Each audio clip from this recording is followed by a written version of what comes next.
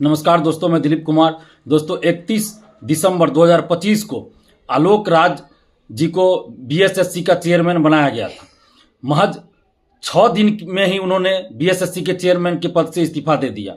आलोक राज जी एक स्वच्छ छवि के ऑफिसर रहे हैं, ईमानदार ऑफिसर रहे हैं और उन्होंने 6 दिन के अंदर ही बीएसएससी के चेयरमैन के पद से इस्तीफा दे दिया। ये कोई छोटी मोटी बात नहीं है। आलोक राज जी का इस्तीफा बीएसएससी में बड़े पैमाने पर धांधली सेटिंग की ओर इशारा करता है, क्योंकि बीएसएससी जो बहुत पहले से भ्रष्टाचार में संलिप्त है और कई परीक्षाओं का पेपर लीक हुआ है, धांधली सेटिंग के आरोप लगते रहे हैं, उस बीएसएससी के द्वारा अभी 24,000 से अधिक पदों पर द्वितीय इंटर स्तरीय की परीक्षा होनी बाकी है, CGL 4 की परीक्षा होनी बाकी है, अन्य कई तरह के पदों के लिए भी वैकेंसी निकली हुई है एवं अन्य कई तरह के पदों के लिए वैकेंसी आने वाली है। और ऐसी परिस्थिति में बीएसएससी के चेयरमैन पद से आलोक राज जी का इस्तीफा देना ये दिखाता है कि बीएसएससी के अंदर बड़े पैमाने पर भ्रष्टाचार है, बड़े पैमाने पर भ्रष्टाचार में संलिप्त है वहां के अधिकारी कर्मचारी, और इस वजह से आलोक राज जी अपने आप को वहां अपनी छवि नहीं बचा पा रहे थे, अपनी छवि के साथ तो समझौता नहीं करना चाह रहे थे और इसीलिए उन्होंने इस्तीफा दे दिया होगा। ऐसी ही संभावना बनती है। एक बड़े पत्रकार, वरिष्ठ पत्रकार है, उनका कहना है कि कोई बड़े नेता का दबाव था कि उनके ही एक एजेंसी को एग्जाम कंडक्ट कराने की जिम्मेवारी दी जाए, क्योंकि बीएसएससी द्वितीय इंटर स्तरीय एवं अन्य कुछ परीक्षाओं को ऑनलाइन कराना चाहती है बीएसएससी, और ऑनलाइन परीक्षा की जिम्मेवारी, ऑनलाइन परीक्षा के लिए जो वो नेता कह रहे हैं उसी एजेंसी को ये ठेका दे दे, जिम्मेवारी दे दे, लेकिन वो एजेंसी ब्लैक लिस्टेड है और इसी वजह से आलोक राज जी इस्तीफा दे दिए, क्योंकि वो गलत काम नहीं करना चाहते थे। एक वरिष्ठ पत्रकार हैं पटना के, बिहार के, उन्होंने अपने एक वीडियो में कहा है और मेरा भी इशारा इसी तरफ है कि बीएसएससी में बड़े पैमाने पर धांधली सेटिंग होने की संभावना है, क्योंकि द्वितीय इंटर स्तरीय जो बहाली है बीएसएससी में 24,000 से अधिक पदों पे होनी है और इसी बहाली में अच्छे अच्छे पद हैं और 2 साल 2.5 साल से हर एक 6 महीना पे लिंक ओपन किया जाता है फॉर्म भरने के लिए। आखिर किनके लिए ये लिंक ओपन किया जा रहा है बार बार? सितंबर 2023 में वैकेंसी आई थी और अभी तक द्वितीय इंटर स्तरीय पीटी परीक्षा की तिथि भी घोषित नहीं हुई है और बार बार फॉर्म भरने के लिए लिंक ओपन किया जाता है। ऐसा क्यों किया जा रहा है? और जब नोटिफिकेशन आया था उस समय ऑनलाइन परीक्षा लेने की कहीं बात नहीं थी, फिर ऑनलाइन परीक्षा लेने की बात कहां से आ गई?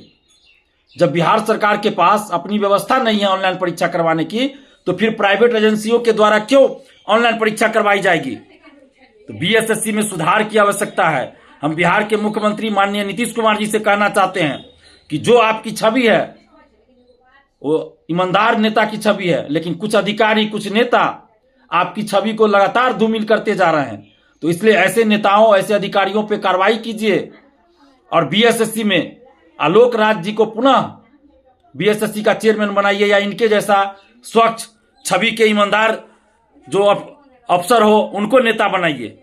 किसी गलत प्रवृत्ति के या भ्रष्टाचार में संलिप्त लोगों को, अधिकारियों को अगर बीएसएससी का चेयरमैन बनाते हैं तो धांधली सेटिंग बड़े पैमाने पे होगी।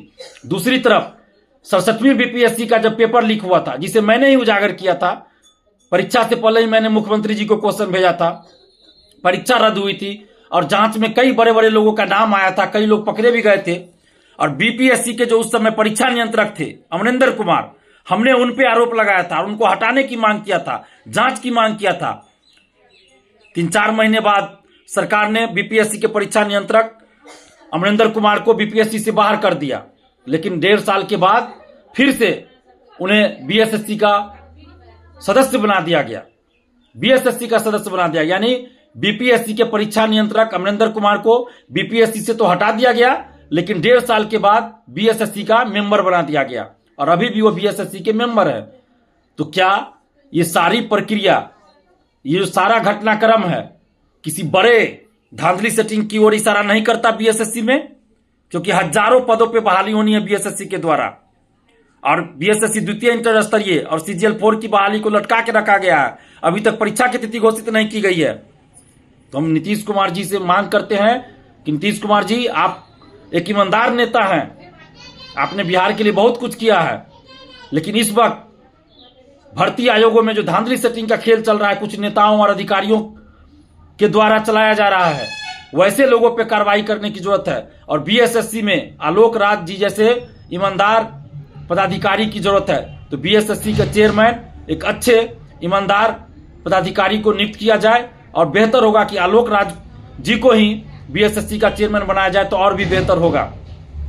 और बिहार के तमाम अभ्यर्थियों से भी हम आग्रह कर रहे हैं, अपील कर रहे हैं कि आप लोग पूरे घटनाक्रम को देखिए। ये कोई छोटी मोटी साधारण घटना नहीं है, ये बीएसएससी में अरबों खरबों का खेल होने वाला है, इस ओर इशारा कर रहा है।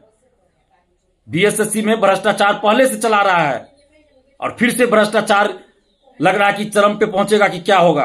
तो हम नीतीश कुमार जी से मांग कर रहे कि पूरे मामले की जांच करवाई जाए कि आखिर आलोक राज जी ने क्यों इस्तीफा दिया, किस नेता का दबाव था उन पर, और बीएसएससी के अंदर कौन अधिकारी कौन कर्मचारी हैं जो आलोक राज जी को ईमानदारी से काम नहीं करने दे रहे थे कि 6 दिन के अंदर ही इनको इस्तीफा देना पड़ गया। नीतीश जी, आपकी छवि ईमानदार नेता की है, सुशासन की सरकार बिहार में आप कहते हैं, तो दिखाइए कि सुशासन की सरकार है और बीएसएससी में जो घटनाक्रम हुआ है उसकी जांच करवाइए और आलोक राज जी को पुनः बीएसएससी का चेयरमैन बनाइए।